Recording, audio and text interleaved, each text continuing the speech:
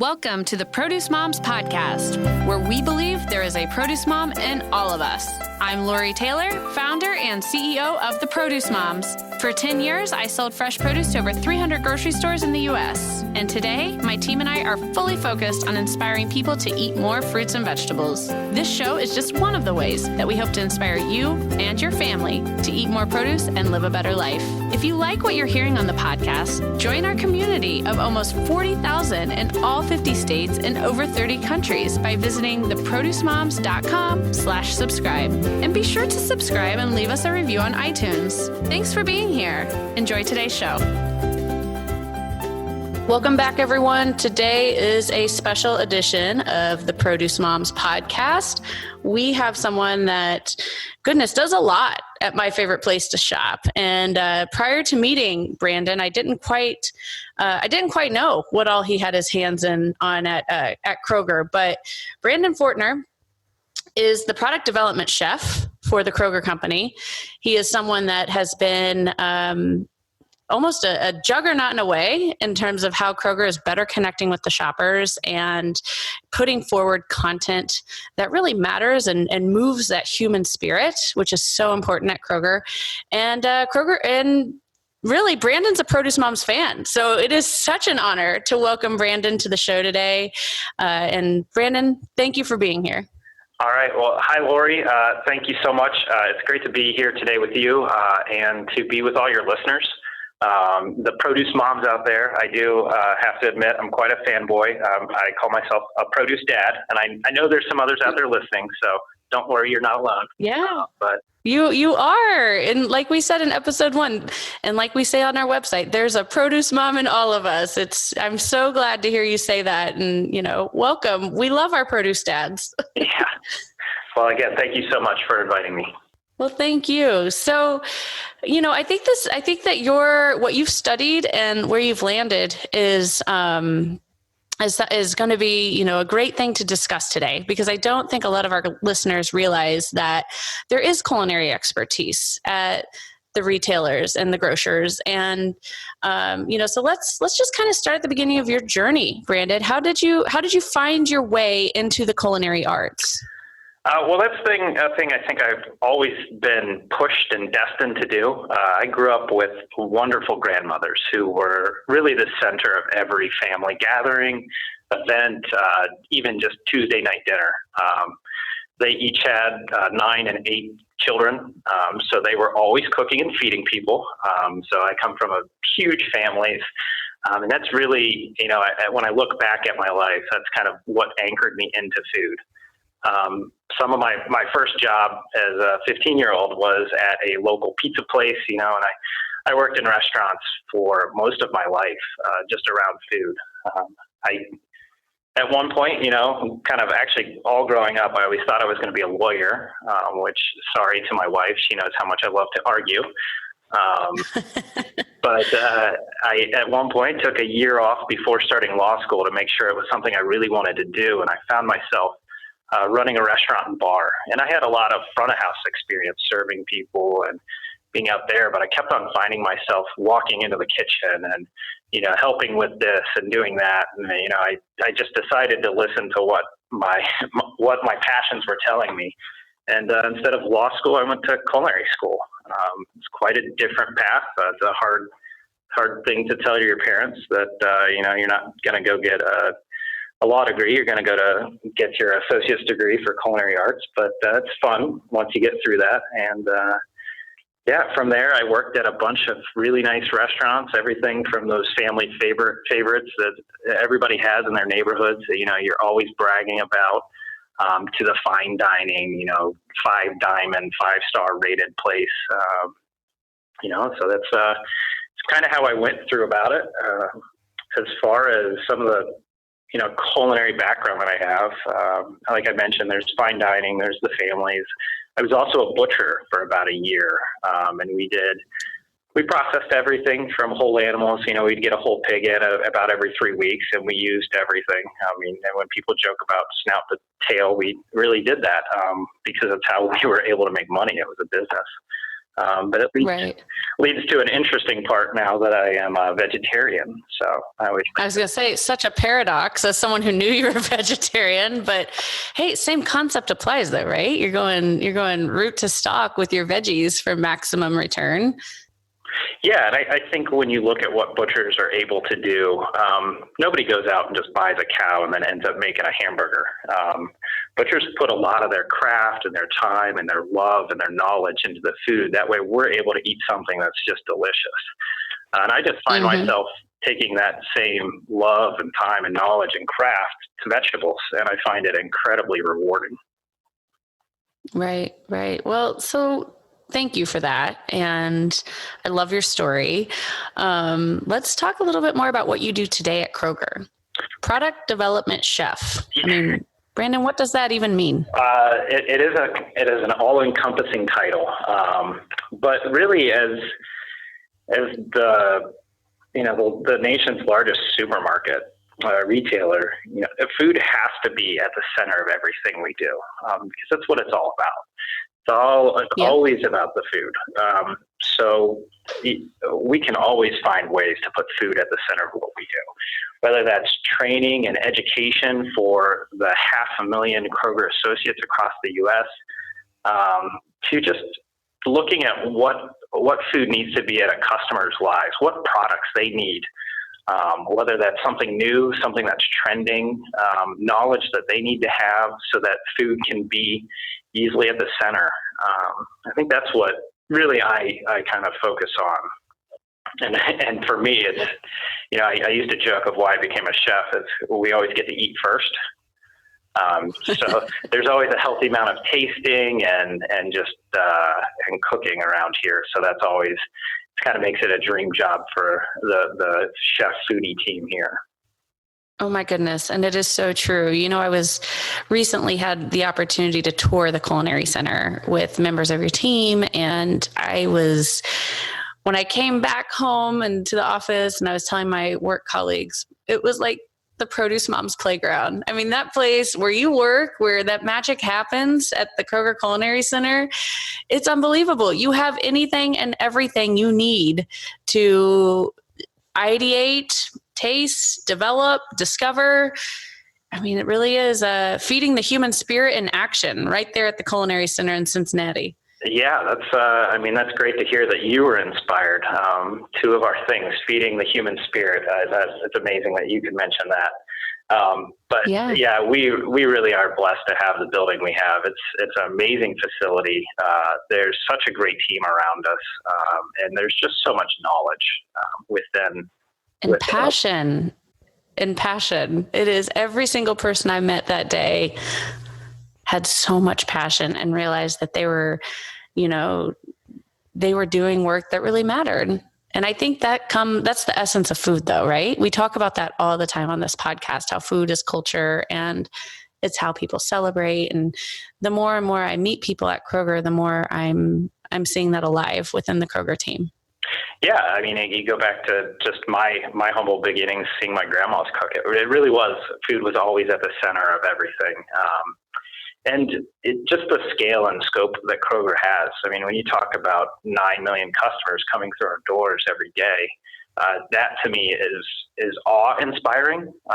But it also tells me that I really have to do the best job I can. That way, those 9 million people, get a great culinary experience.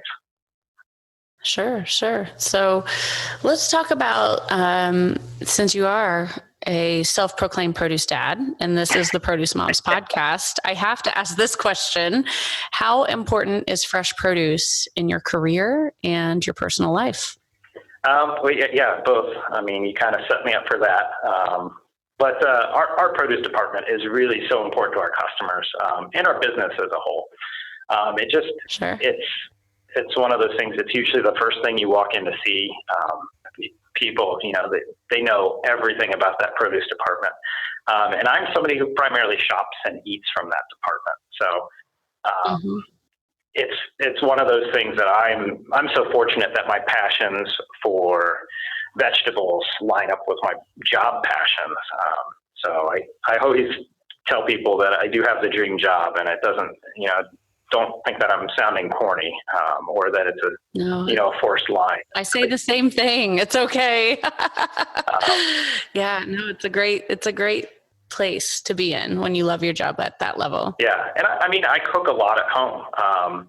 And now I don't cook every day, but I just kind of take some of the tips and tricks that I learned from restaurants and how to prepare for a dinner service. And I do batch cooking. The preppers out there that, are cooking heavy on Sundays. I'm a lot like that. So, and it enables me to take all of those great ingredients that we have in our produce department and create meals for our family throughout the week. Right. So you just mentioned some tips. I'm going to take it a step further. I want 3 must-know tips from you as a chef for our listeners today. So 3 tips that you want our listeners today to take away as it relates to either food prep or fresh produce. Yeah. Go. I can just hear my inner nagging of my wife, and I'll apologize to Maddie, because I think I nag about her a lot, but I just hear all the things that I always say to her, and that's one. Just taste it. For anything that you're cooking, taste it when it's not if it's meat, because I'm going to say taste if it's raw, but taste that apple if it's raw. See what it's like. If you're cutting it up, take a little niblet of it. Plus we always call it a chef snack. Taste it as it's cooking, and then taste it right before you serve it, just to see how it changes. And I think that's one of those things that chefs, we always have just food in our mouths, it looks like. You watch any of those shows, we're always eating. We feed each other too. It's kind of funny. Yeah. But here, taste this. Here, taste this. Oh, I got to taste that. So just keep on tasting. Yeah. It's one of those things that you just will learn so much about the food, and the progression of that dish. And that's right. That pocket in the chef's coat, that's for sampling spoons, not pins. Yeah. We never write down recipes. It's always about just tasting. All right. So we got one. Any others? Yeah. Any other tips? All right. I like to keep, so obviously with fresh produce, it's highly perishable, but there are so many items that you can just keep in your little cellar or pantry, to just keep fresh produce around. So whether that's potatoes, garlic, onions, store those in a cool, dark pantry. Carrots will last in the fridge. I don't even know how long, because Emerson eats a ton of them, so I can't ever go that long, but they last quite a while. And then I like to use my freezer as a way to kind of battle some of that wastefulness. And if I'm juicing a lemon, I zest it first and save the zest, if I'm not using it in that recipe, in the freezer. And there's a day when you're going to need some brightness, you just reach into that freezer. Right. That's a great tip. If you've got something that's kind of going, we, through our Zero Hunger, Zero Waste campaign, we have a series called Wilted to Wonderful. We teach people kind of tricks on how to cook something down and then pop it in your freezer and pull it out for a rainy day, or that day when somebody's going to come over for a quick get together. Yeah. Wilted to Wonderful. That is a great campaign. Every single piece of information that I've, consumed through Wilted to Wonderful is top notch. So I definitely want all of our listeners to seek that out, connect with it. Well, that was a great dad joke there, Lori, the consumed pun. I love that. Thank you. And I'll get you one more.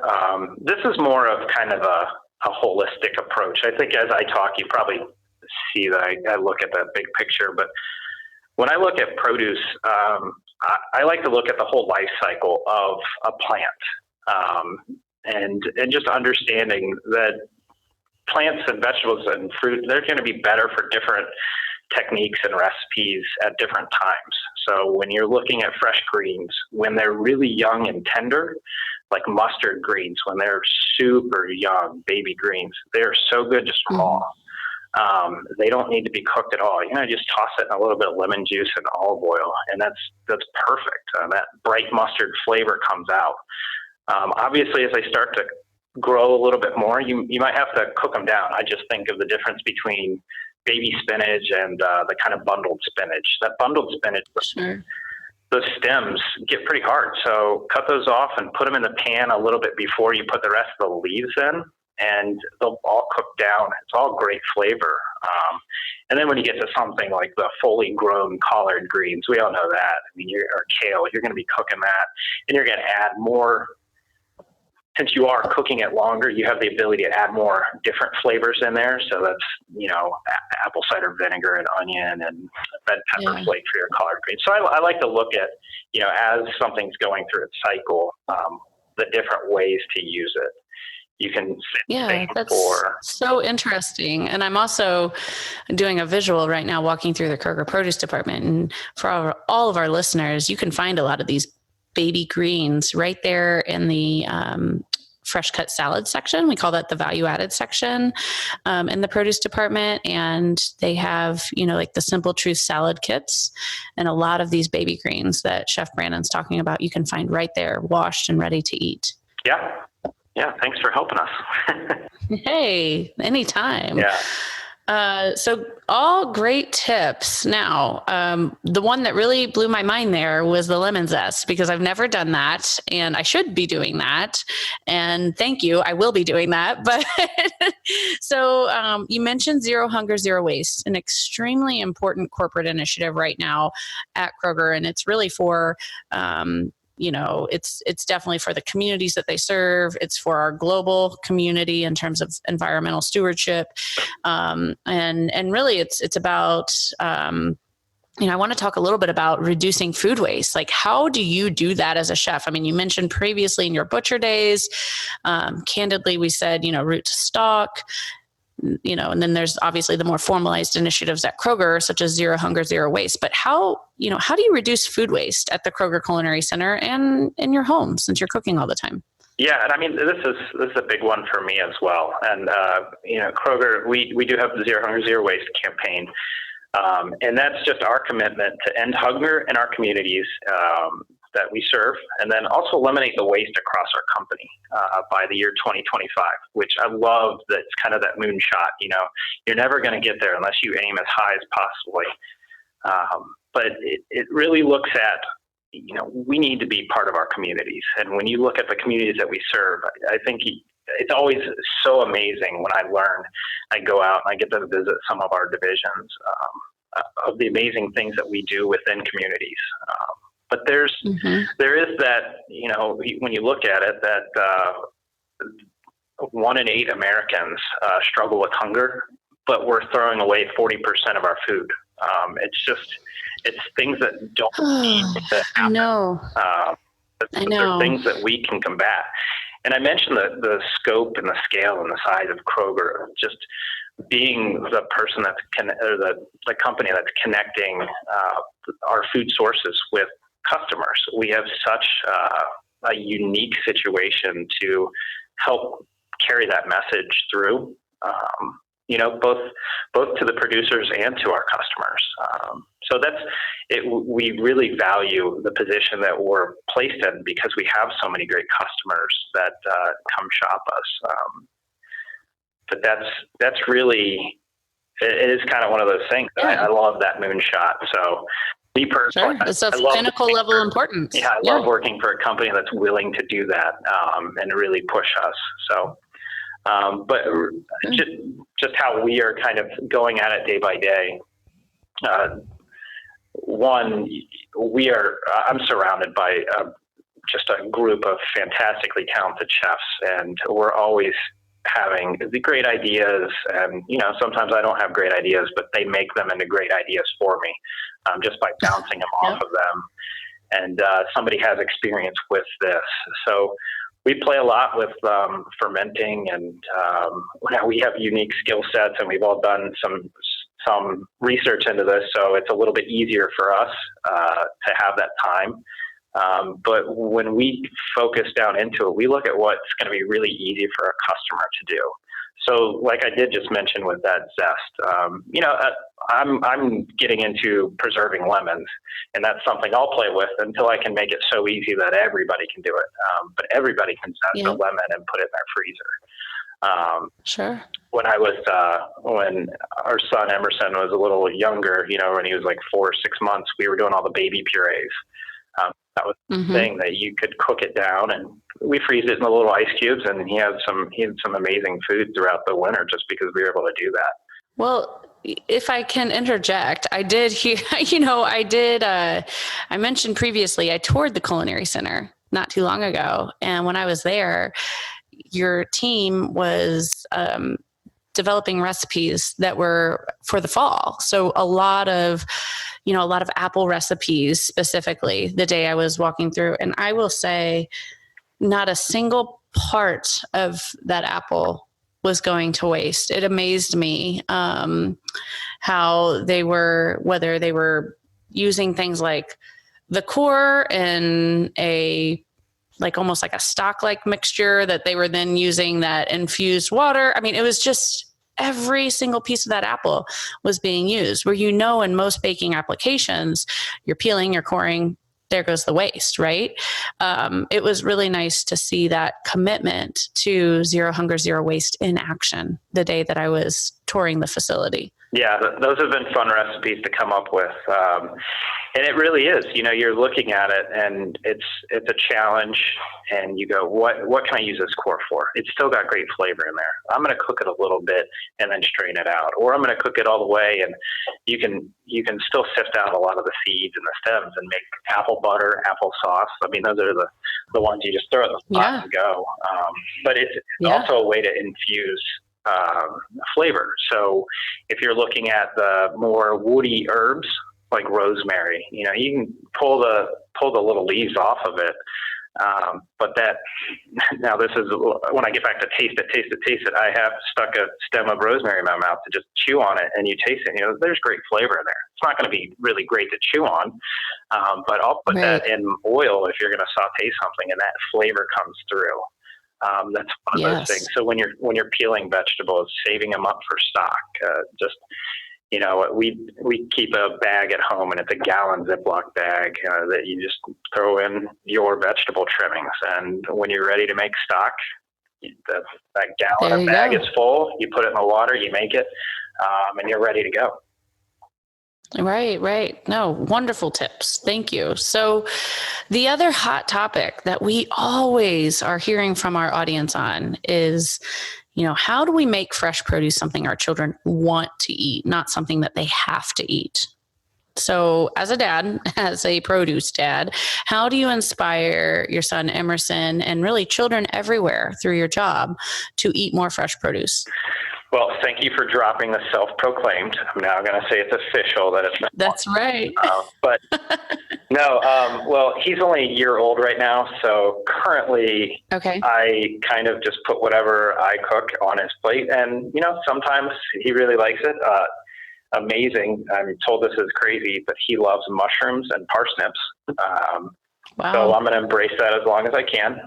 He also eats a good amount of tempeh. But I think it's not getting frustrated because sometimes he throws things off the side of his thing, and I think he's feeding our dog too, so he loves doing that. So he's just doing what Daddy does. He's feeding people and the dog. Right. But it's just being a good role model. It's always having those items and him seeing what I eat. And if our plates look very similar, he points at our plates when we're going. He's kind of at that pointing stage and signing a little bit. He does the little more symbol. So he's pointing at our plates. And if our plates have wonderful fruits and vegetables on it, that's what he's going to go for. And just having around. Role modeling is huge when it comes to nutrition. So huge, in fact, that they added it as part of the key recommendations for the Dietary Guidelines for Americans for the 2020 dietary guidelines. I mean, role modeling is huge. I want to emphasize that to everyone listening today. Your children are going to be far more inspired to eat more fruits and vegetables when they see you eating more fruits and vegetables. Yeah, that's awesome. That's great news that was put in there. I was not aware of that. So yeah, I think too, it's just having it easy to eat, to consume, right? So it's so easy to go grab a bar or a snack out of the pantry. But if you've done the same like kind of prep work, maybe if you buy something that's already pre-cut, or you go and cut it all at the beginning of the week and it's easy to just pull out, I think that's a big step too, of just lowering that barrier to having the fresh produce. Yes. Obviously, an apple on the counter is great for an adult because we can pick it up and eat it. But if you got to cut it up a little bit for somebody, that's great too. Mm-hmm. I always, you can cut it ahead of time and toss it with a little bit of lemon juice. I guess I just always have lemons around the house. That's one thing we're learning. I do too. About this. I do too. But toss it in a little bit of lemon juice and it won't brown out and oxidize and get all bitter on you. It's just ready to Right. So, there's other things too. I look back to what I kind of did as a butcher is you're doing a lot of transformation. And that same stuff can be done to fruits and vegetables. You can cut fruit into all sorts of amazing different shapes and sizes, whether you're just making it into stars or, the extra trim, that's just more chef snacks for you. Right. So true. And, even in the Kroger produce department, that reminds me of something I just shifted to. So my children, we love carrots. We go through them a lot. I know you mentioned earlier, you do too. And I buy a lot of the whole peeled baby carrots. And I could just tell like my kids weren't eating them as quickly as they used to. And so I shifted to the carrot chips sold right next to the whole peeled baby carrots. They're just cut a little differently. Mm-hmm. And then their consumption got back up to where it was, they just needed that new shape. Couldn't agree with you more on that. Yeah, I think we can get complacent and just go, okay, well, this is something that they're always going to eat. But children are just like adults. We don't want to eat the same thing over and over again. So just changing the way you're going to cut it, changing it into a stick next time would be a great thing. And then, I turn my vegetables into sauces and purees. And, I think people are just like, oh, that's baby food. But, like carrot pureed into a sauce is really wonderful. It's not baby food. It's just another version of a sauce. So that's one thing. Mm-hmm. And then I know we started out really when he was younger on introducing seasonings and extra flavor. Whether that's herbs or even like curry powder or nutmeg, playing with those and introducing them little by little helps just to add a little bit more flavor to it. So that's one thing that I've kind of been doing. You just kind of ease it in there, and if the first couple of times they don't take to it, try again. But that's I love that. Yeah. That's great. No, great tips. Thank you. All stuff that some I've thought of, some I haven't. I'm going to have to, I don't know. My boys are 9 and 11. You think it's too late to introduce things like the curry powder and stuff like that? Because that's one thing I struggle with. They're not super adventurous eaters. And, they eat their fruits and veggies, but they almost always want them just in the raw, fresh form, which of course I'm fine with. But, when we go out to eat, they're definitely part of, I'll do a hamburger, like no matter where we're at, or I want the chicken, it's just all your basic stuff. They're not doing a whole lot of adventurous eating. And that's definitely something I want to help foster and inspire with them. And I think that this seasoning tip you just shared would be huge for developing a more adventurous palate. Yeah, I think when you go, if there's certain things that they really love, if it's broccoli, per se, they just eat a ton of broccoli. Adding a little bit to it, just try this, and knowing that they might go back to the way they want it, but at least you've kind of introduced it to them. That's kind of how I've taken the approach. We found out really early that he loved parsnips, just because I was making a parsnip puree, and I didn't really introduce the seasoning now into it, or then, but now, we're kind of making it fun again with new flavors. Very cool. This episode has been full of inspiration. Thank you so much, Brandon. I I've really enjoyed all of your tips, and I look forward to my next visit to the Culinary Center, and looking forward to all that you and your team are going to continue to do to connect with people like me who shop at Kroger and are wanting to, do more with the meals that we create at home and for our families. So thanks for your work. It's really important work, and that's exactly what we try to showcase here on the Produce Moms, are folks that are doing work that matters the most to promote the consumption of fresh produce in the United States. So thank you for your role in that. Yeah, well, thank you so much, Lori. I mean, it's fun to just talk about food. I love talking about food. It would be better if we were sitting here and eating together, because then we'd really have to I know, right? So next time you're at the Culinary Center, I'll come up with some items for your 9 and your 11-year-old. Oh, perfect. Thank you. Well, since you are a listener of the podcast, thank you, Brandon. You know what's next. I'm going to thank you for being here, but you get the final word. And so closing remarks, anything that you want to, any, websites or places that you want our audience to go to connect with you and the work that you do, please make sure you share that. And, I can't thank you enough for what you do and for being our guest today. Well, Lori, thank you so much. With my wanting to be a lawyer background, I love having the final word. But really, I think getting back to it, yes, I'm a classically trained chef and all that hoopla, but I even tell people, don't even call me a chef. We're people that love to cook food, and we love to share it with people. And I obviously have some unique knowledge, but it's all out there, and there's so much inspiration in the world today around food. So don't let that kind of keep you away from the kitchen. There are definitely times when my meals aren't that great, and I eat them, and I think my wife and my kid they eat them just to make me happy. But it's going to happen, and I just there's so much out there to just approach food and vegetables and produce. So don't be afraid of that. Get in the kitchen and play. One thing we didn't mention earlier about with children, getting them involved in the kitchen, having them just peel something or taste something when it's raw, or if you have a garden, go out there and watch it grow, and they'll get so much more attached to the food that I think that's lower. It's getting them more comfortable with it. So. Get your kids out in the kitchen, out just around the food that you're going to do. And I think it's one of those things that we're all in it together.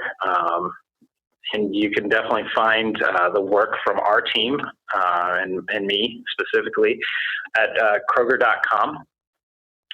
When you go to that website, there's a little tab called Discovery, and we have thousands of recipes and tips. You can find our Zero Hunger, Zero Waste page right there, and we put a lot of our Wilted to Wonderful videos and articles on just loaded with tips on how to prevent food waste and just inspire yourself to cook.